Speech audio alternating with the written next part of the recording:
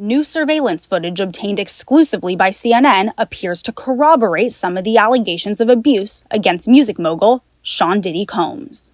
The video, captured on multiple cameras, shows Combs assaulting his then-girlfriend Cassie Ventura in a hallway at a Los Angeles hotel in March 2016. A lawsuit filed by Ventura in November last year and settled the next day referenced actions that seem to match those seen in this video. There is no audio.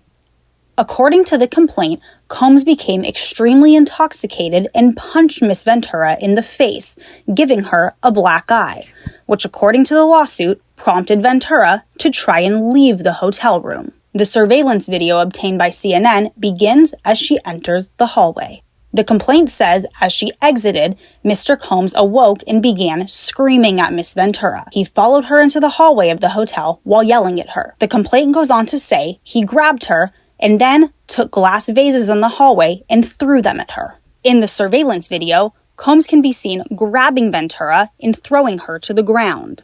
As Ventura lies on the ground, Combs then kicks her twice and attempts to drag her on the floor back to the hotel room. Ventura is seen picking up a hotel phone. Combs seems to walk back to the hotel room, then returns and appears to shove her in a corner. Moments later, he can be seen throwing an object in her direction. Okay, so what you just saw was the famous rapper, I believe gangster rapper or hip-hop mogul. P. Diddy is his, I guess, stage name, or Diddy. In any case, he's beating up on his longtime girlfriend. And what you're seeing right now is a summary of what went on during a trial where he was prosecuted for multiple heinous crimes he was accused of. So during the closing arguments, the defense attorney representing Shawn Combs referred to his relationship with this woman he's was abusing in the video, refers to it as a great modern love story. Now, what you need to understand is sometimes lawyers can be the most horrible liars. I've served in enough jury trials as a jurist to know that, I'm not going to say every lawyer, but a lot of them just lie. This is not a great love story. This is a relationship between Diddy and his girlfriend, according to reports, and even later in this video we show where he's admitting he was disgusted when he was abusing his girlfriend, represented in this video. Here's the thing I want to do. I want to just caution you, this is not just for the rich and famous, but when I worked for the police department in California, I saw so much incidences of abuse, and really many of these cases where people are in relationships with someone who has an anger problem, a violence problem, an abuse problem, can be avoided if you watch for signs of bad behavior, or even what people are saying. You can detect many times well in advance that they're not the person that you should be in a relationship with, that they have anger issues, emotional disturbance issues that would cause them to abuse you verbally, physically, or both.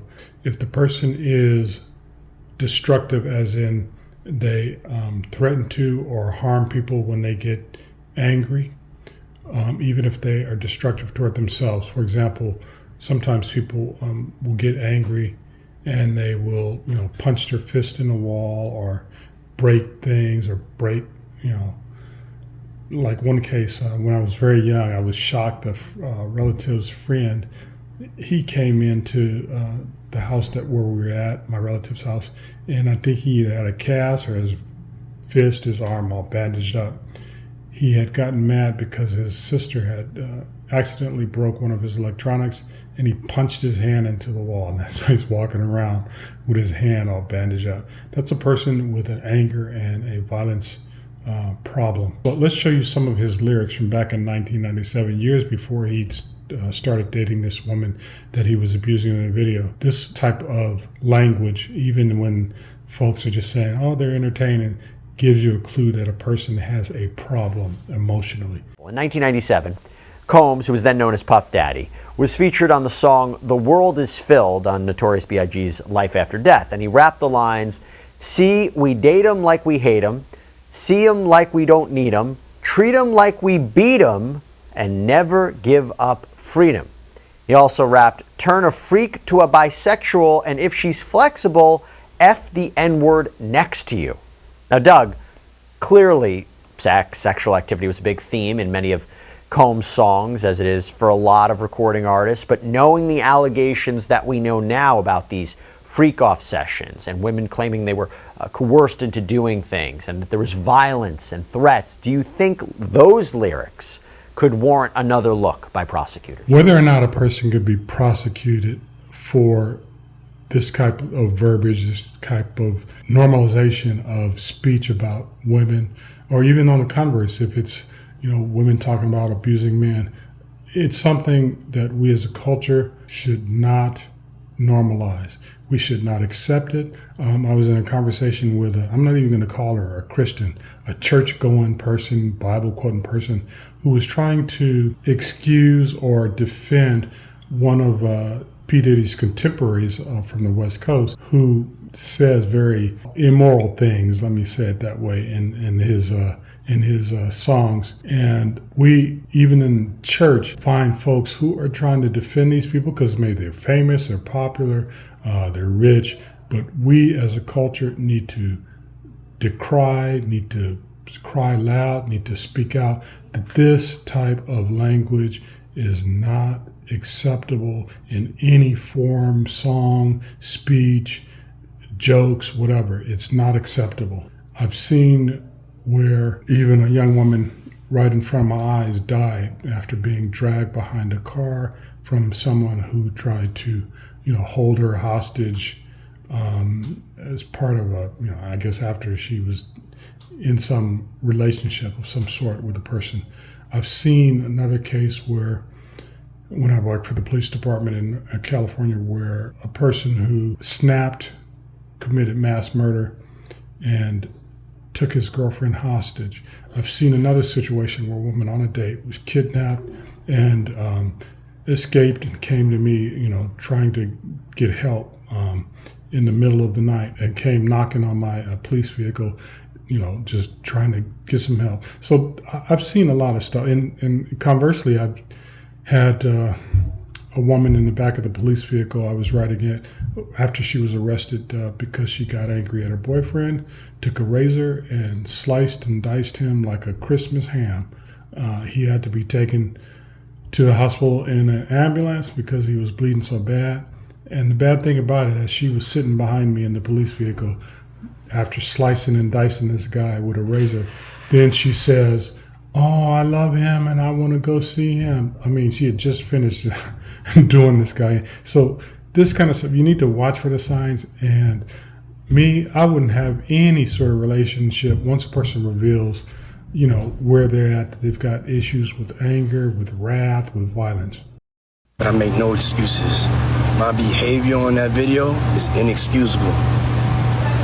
I take full responsibility for my actions in that video. I'm disgusted. I was disgusted then when I did it. I'm disgusted now. What you need to understand is oftentimes when people are caught in situations that they have done something very immoral, they can give the most heartfelt apologies. But I would, if it was me and I was dating someone and they exhibited some very immoral things such as violence or drug, use, or drinking, or even just anger that is just over the top, out of control, I would back away from that situation and direct them to get some professional help, because apologies are a dime a dozen. People often, as I was saying, they get caught in something and they can give you the most heartfelt apology. But see, when your whole life, your safety is at risk, it ain't time to be, just accepting these apologies. Let the person get some serious professional help, and let that help not be you trying to date and also minister and perform some sort of psychiatric help, spiritual help. So that's my admonition.